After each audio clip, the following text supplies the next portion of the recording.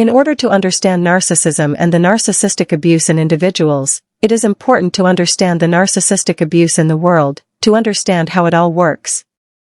We all live in a fear-based society where pretty much every institution and organization is based on fear, starting from religious organizations through family structures, schools to individuals.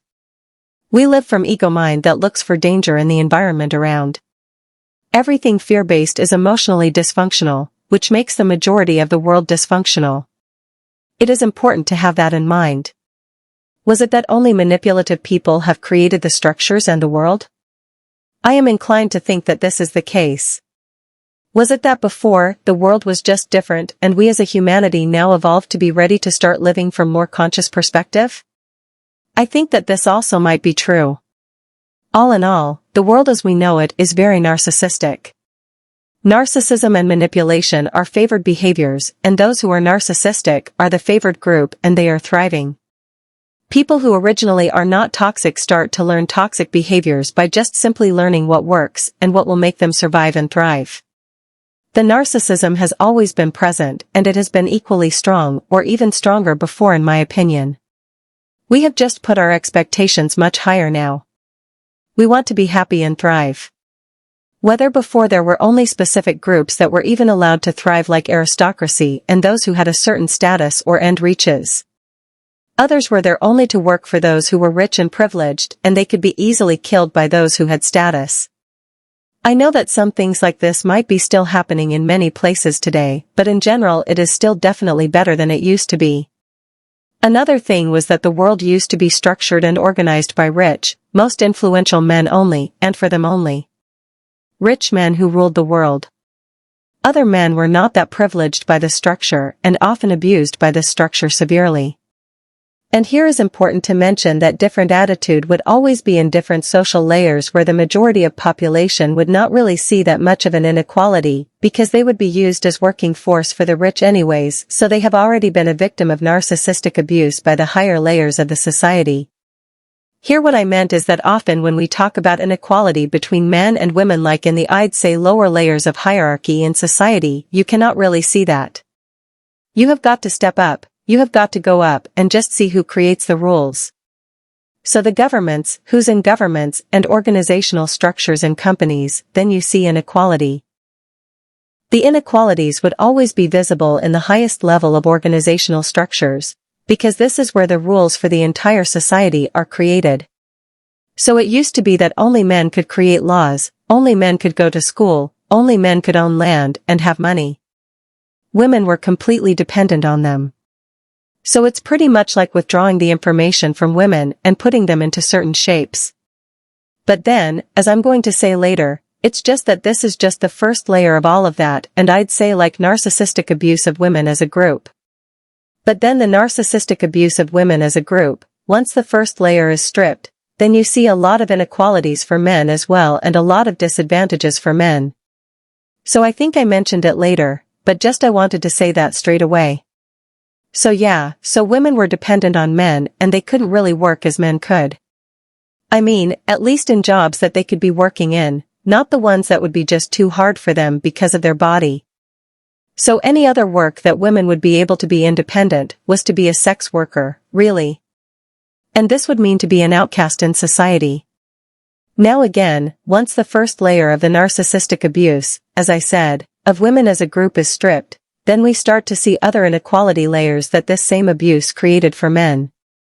And of course, the lower in the hierarchy of society, the more severe the consequences, at least in an overt way, like working in terrible conditions for men, I mean here, or being killed in wars that have been often created only because of ego and influence of the privileged. And also let's keep in mind that psychopaths enjoy the suffering. It is crucial to not forget that and not deny it.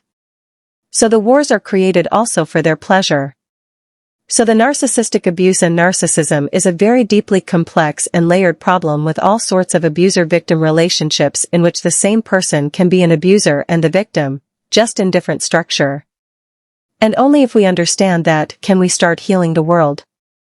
Often the narcissistic abuse comes from subtle law regulation, where the law simply abuses in very subtle way, certain or not always subtle ways, certain groups, which then builds in individuals of those groups a very strong toxic shame, feeling of humiliation or anger, frustration, and thirst for revenge. Then that group is being painted as a problem to the society. And what about wars and occupying in other countries, forcing people to adjust to the rules of an aggressor that often is painting themselves as a savior? Isn't it not a narcissistic abuse in an overt and covert way? Then the entire nations are victim of manipulation and abuse, and there is then a group narcissistic abuse syndrome that would have to be dealt with for years after or decades or even more. We have plenty of work to get done if we want to see the world without narcissism. And honestly, once you know about narcissistic abuse and cluster B personality disorders, it all really comes into place and it gives ideas of how to make things change. Politics as we know it is nothing but a display of a narcissistic abuse and disordered characters. Media is nothing different as well.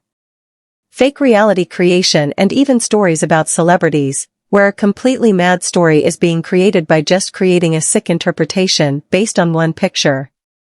And many of us feed on this, which also tells a lot about the state of our health, where I would include myself here probably. Then there are massive smear campaigns in media done in such a covert way where an article by article, there is a steady and persistent creation of a very strong negative feelings towards same public person. The article is very nicely created with a dose of mixed feelings for you so that you do not realize that it is negative about that person. Sometimes there can be a mix. Sometimes there is this positive article every so often about the same person so that you get confused. So it's not always in one article they would mix emotions, but also every so often there will be this really loving article popping up about that person so you don't see that they tend to be all negative. Again, it's just to confuse. And then after some time out of nowhere, you start to realize that you are angry at that person and even start hating them in a sense. And you don't know honestly where it is coming from. You feel like they're just a bad person. And it is pervasive and this is everywhere and it is called normal not because it is normal, but because it is just defined this way. Once you have been through narcissistic abuse, you cannot undo it and you cannot stop seeing these things. Other people might not see it or they just leave and do all these things because they do not realize the consequences of that and the bigger picture of it. But those who have been through the narcissistic abuse know and see. And I think this is one thing that comes up as positive when the narcissistic abuse moving more into an individual scale. I mean, it is good to at least interpret something as having some benefits if you can't erase that. The more people wake up through having been through narcissistic abuse, the more possible the change.